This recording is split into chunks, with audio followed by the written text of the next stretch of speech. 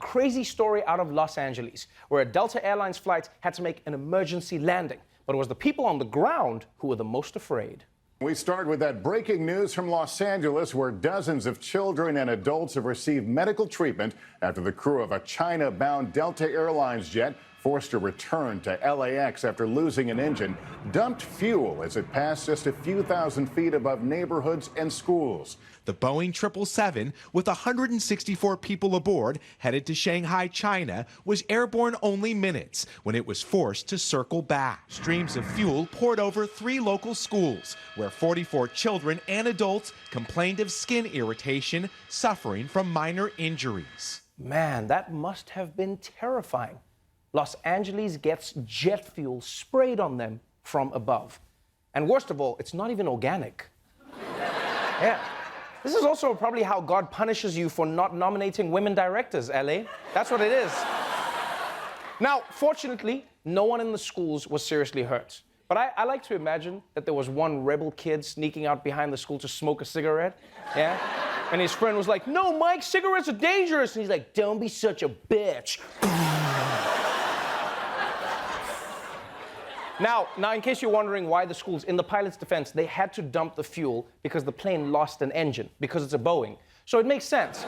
But like, did they have to dump it over the schools? It almost feels personal, right? Like 3 schools. You know, it's almost like one of the pilots went to those schools and his co-pilot was like, "Let's dump the fuel over this vacant lot." He's like, "No, I got the perfect place. Take that, Mr. Engelbert!" All right, let's move on, though, to some legal news. America has always had weird old laws that no one realizes are still in effect. And one man who's getting divorced is trying to take advantage of that. A Kansas man has asked an Iowa court to let him settle a dispute with his ex-wife with a trial by combat. The Des Moines Register reports David Ostrom asked the Shelby County Court to give him 12 weeks lead time in order to forge katana swords. In those documents, Ostrom argues trial by combat has not been explicitly banned or restricted in the United States. Trial by combat? Wow, when this couple said "till death do us part," they meant it. This would be like if Marriage Story was directed by Quentin Tarantino.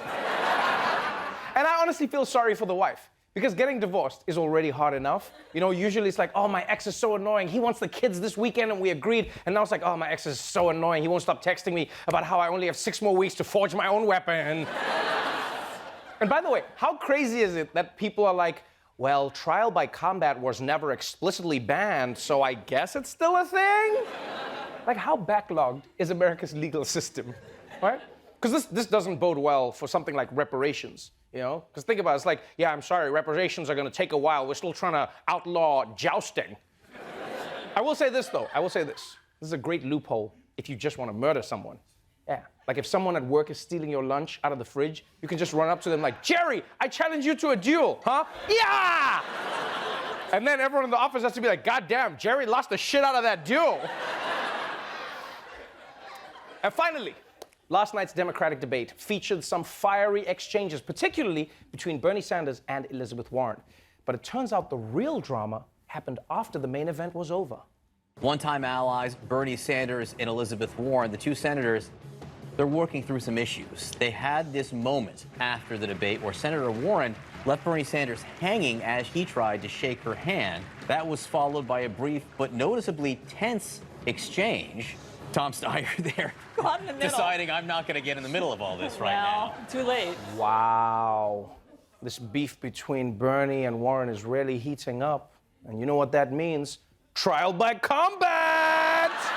That's how they do it in Iowa, baby!